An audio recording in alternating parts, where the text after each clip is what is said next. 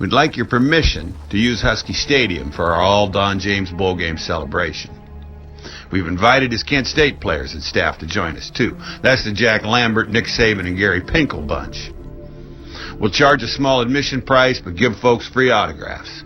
We'll sell concessions, memorabilia, book Speakers Bureau events with the corporate types who show up, and we'll fill the stadium, and even give you a cut of the profits if you'll help some of the guys who need it with their travel expenses. Oh, and we'd like your help in landing a couple big corporate sponsors, like, say, Boeing or Starbucks.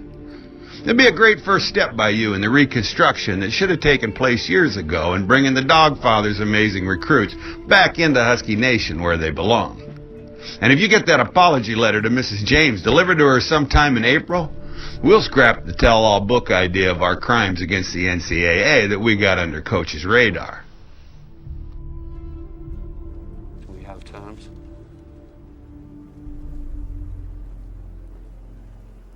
We have terms.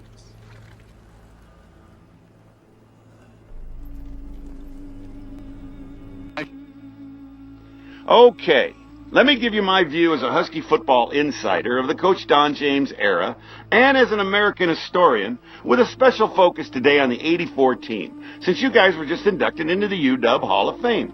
Way to go, guys. In baseball, they talk a lot about the five-tool player. Hits for average, hits for power, can run like the wind blows, cannon for an arm, and plays amazing defense.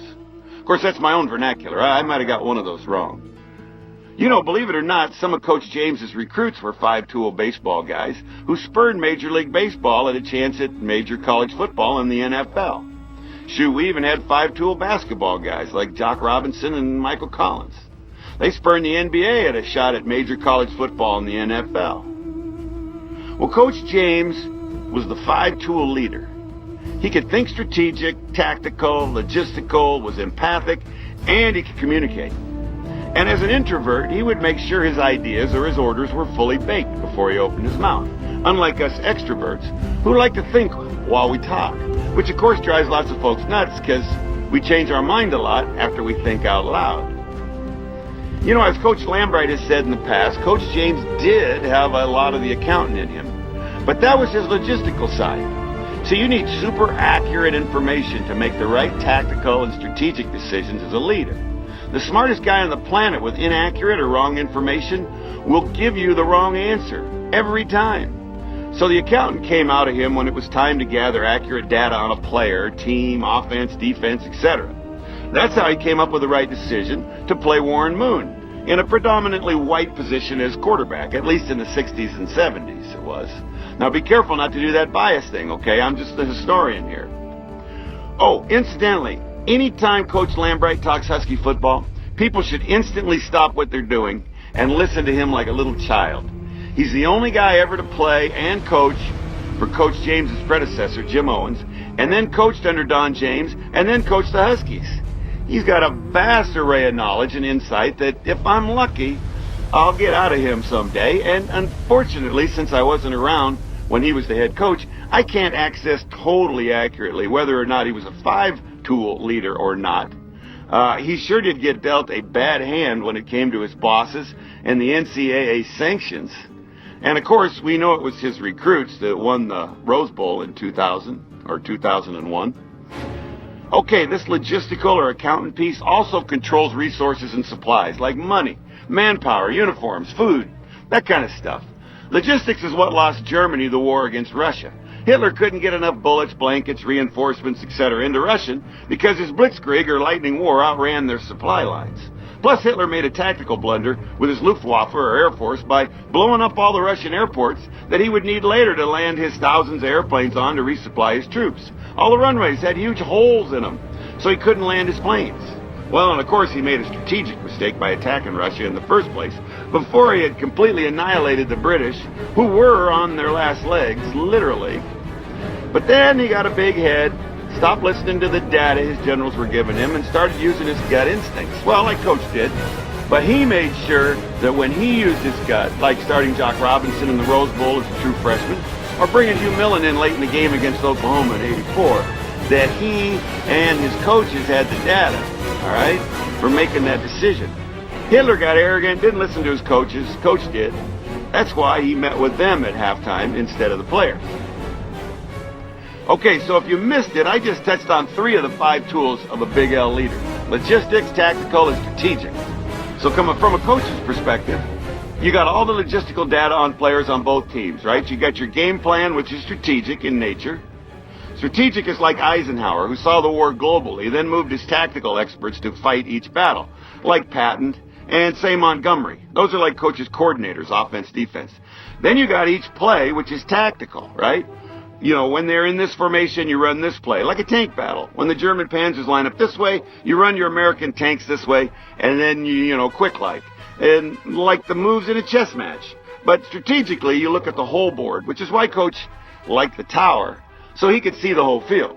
Okay, so logistics is the player's skill sets, tactical is the individual play you run at the opponent, and strategic is the whole game or field. Then you've got the other 2 skills, okay? Communication and empathy, or empathic. Coach would think and think and think before speaking, like all introverts do, making sure his words were fully baked. I mean, that's why he thought for 2 or 3 holes of golf before he told Coach Pinkel, when you start getting more players drafted into the NFL, you'll start winning more ball games. You know, if you read Pete Tormey's book on Coach's Thursday speeches, you will see that Coach James was the most amazing communicator. You know, what I'd call a wordsmith. But the other skill of a 5-star or a 5-tool leader is empathy. Now, not that touchy-feely kind of empathy where you get lots of affirmation that gets real close to being flattery, but the kind where you know that this decision will affect the feelings of the person this way or that. Almost like a puppeteer pulling strings on a person, which is why he'd outguess the Russians. If I say this guy'll do that. It's probably what the great palm readers do to get information out of you, so they can spin it and make you think that they talk to the dead instead of that they just talk to your brain without you knowing.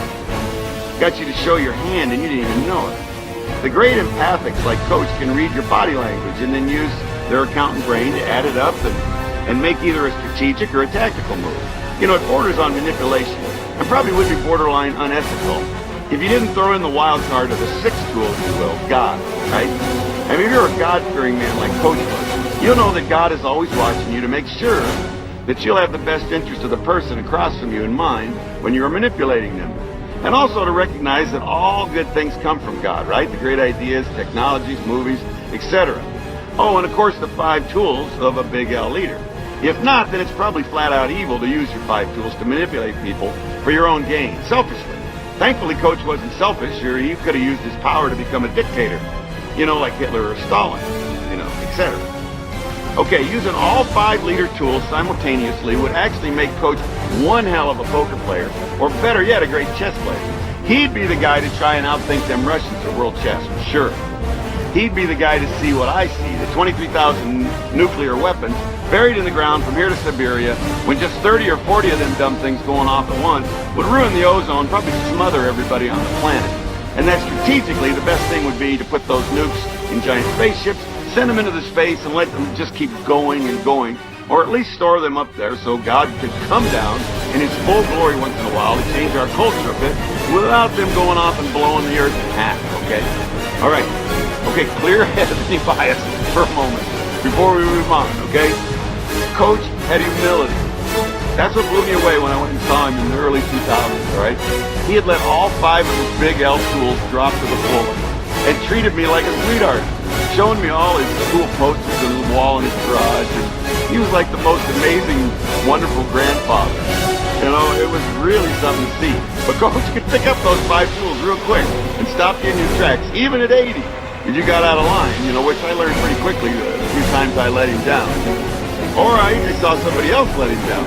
Oh man, I got to tell this story. Even if it does get his son-in-law in trouble.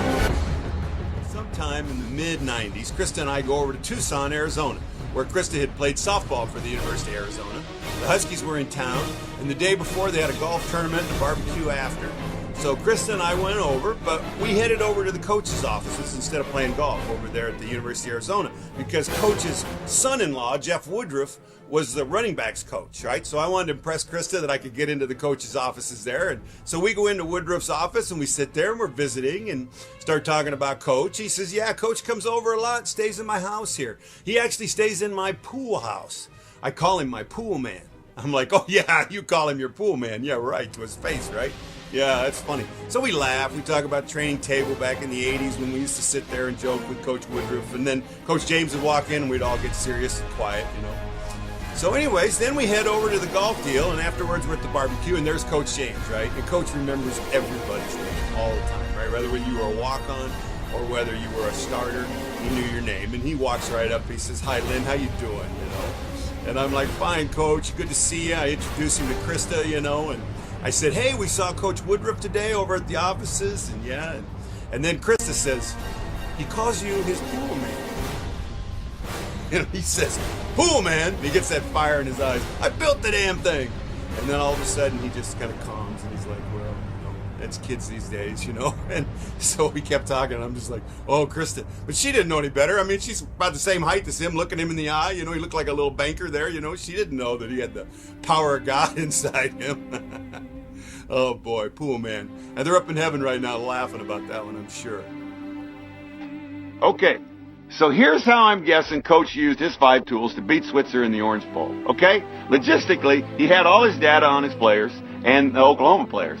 Each guy's strengths or weaknesses, their speeds, 40 times, that kind of thing. And knew how often they ran this play or that play on this down and distance or in this formation. He was constantly communicating with his coaches in the box, right? Through his headset or face-to-face with the coaches on the ground. Face-to-face like with Coach Hall or Coach Haycock. And his quarterback on offense or defense. You know, defense, me, Amber, Rogers, right?